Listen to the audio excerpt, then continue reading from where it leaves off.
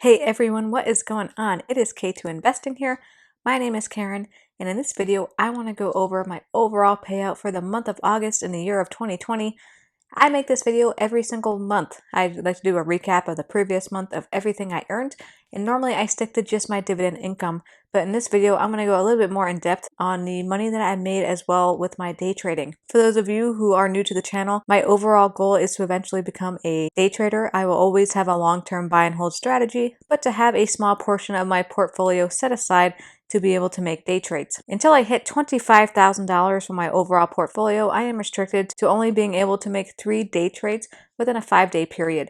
So while I'm waiting to hit that amount, I am using about $4,700 to practice with day trading, getting good entries and exits, and trying to make 1% back each time I trade. So I'm going to go in depth into my dividend payout and also my day trade payouts that I've made. But before we get into that, I want to go through my portfolio here. Currently sitting at $23,561. On the day, very up and down. We had a big pullback and then it bounced back quite a bit, up $25 for the day. On the week, started off very strong. My portfolio was sitting over $24,000, but in the last couple of days, there was a pretty big pullback, so I'm sitting in the 23.5 range. The month is green, 3-month red, 1 year still red, and overall still red, down about 4%. With that $25,000 goal, it's a little disheartening to see that I would have been well above that goal if this pandemic never happened, but that's okay. That's part of the market. It goes up and it goes down. And honestly, I'm really surprised that it bounced back as fast as it did. I was not expecting that. I was expecting this pullback to last at least a couple of years before we really got back. We're not there 100%, but we're way farther ahead than I thought we would ever be at this point. That's always refreshing. But with my dividends in my Robinhood portfolio, what I do is I go to my account,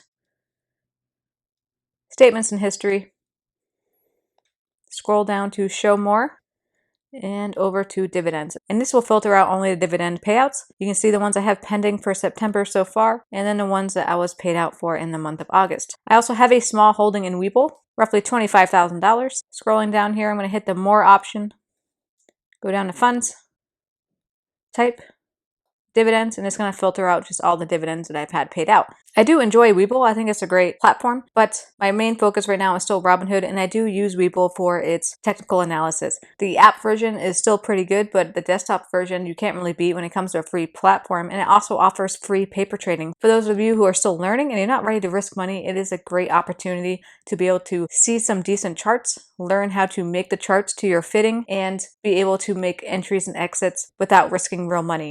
I also do my best to try to track my dividends within Google Sheets. Google Sheets is a free platform. It is very similar to Excel. It's not as advanced as Excel, but for what I'm doing, it has more than enough features to make it very useful for me. On the screen, you're going to see 2 different colors. You're going to see the green and the blue. The green represents payouts from Robinhood, and the blue represents payouts from Webull. Going from left to right, I have the date. So the date that the dividend was paid out on. We have the stock ticker symbol, amount paid out per share, the number of shares, and the overall totals. So if you take that price, times it by the number of shares, it is going to give me that total of the exact payout. Now, there's definitely more advanced ways I could be tracking this. I just haven't really taken the time to make my charts a little bit more advanced. So if you know any templates or anything, I can have a good starting point to make these a little more intuitive and helpful when it comes to tracking my dividends. Please go ahead and put that down in the comments. But on the bottom here, I have my previous total, meaning how much I've been paid out just for my dividends so far for the year. The orange total represents just that 1 month. So if you take that green total plus the orange total, you are going to get this year-to-date purple total of $654.50. So far in 2020, that's what I've made. Up above that, I have my year-to-date highest average, meaning that so far my highest average was $80, and currently my year-to-date average is sitting at $81.81. And then some random 2019 stats just to keep me motivated.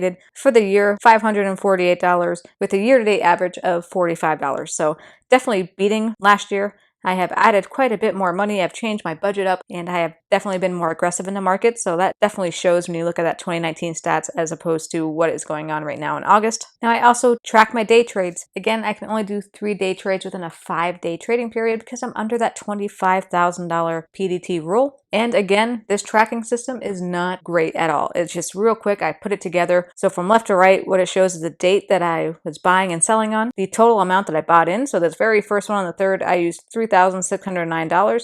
Then I sold at $3,619, meaning I made $10. $3,335 sold for $3,345, made another $10, making my overall total for the month so far, 20. So the green total is me adding all those totals up as I go.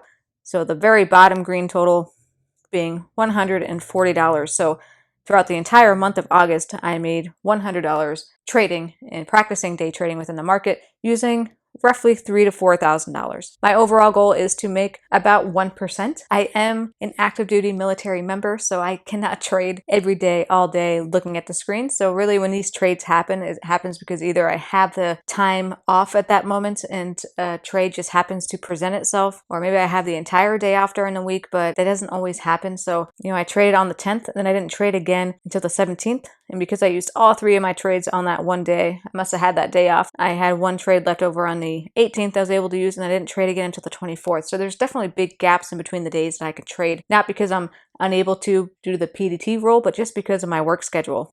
So on top of all those other charts on Google Sheets, I also just track overall how much I've made with my dividends. So this is a breakdown of my total per month. So the first column representing 2019 and the second column representing 2020.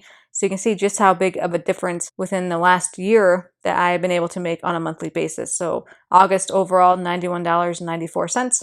The next tab is for trading. I started at 2020 because literally the first time I really started to try day trading was in 2020, not until the month of May. That first month I only tried it once, made $12 in June, $103, July, not as great, $86, and then in August, another $100. Then the next tab, I'm adding all of that together. I'm adding my dividends and my trading. So the first year of 2019 is identical to my dividend totals because I didn't do any day trading. Then 2020, same idea until you get to May when I started day trading. So far, my biggest month was June with $211. So far this year, I've made almost $1,000, averaging a little over $100 per month.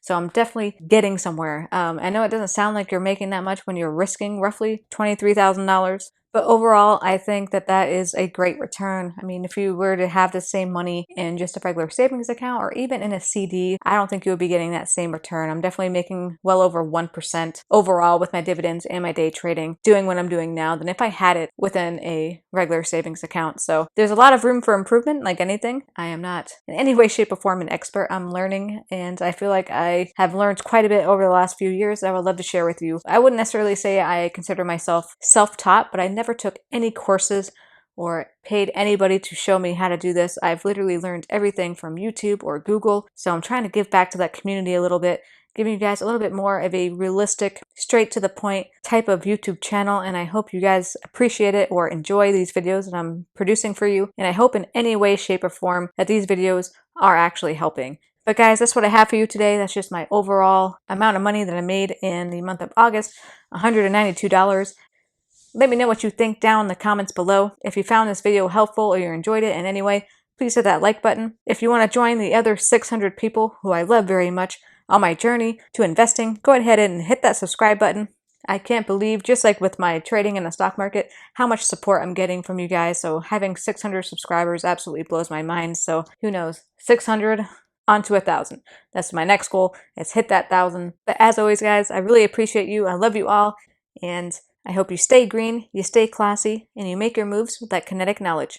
Take it easy.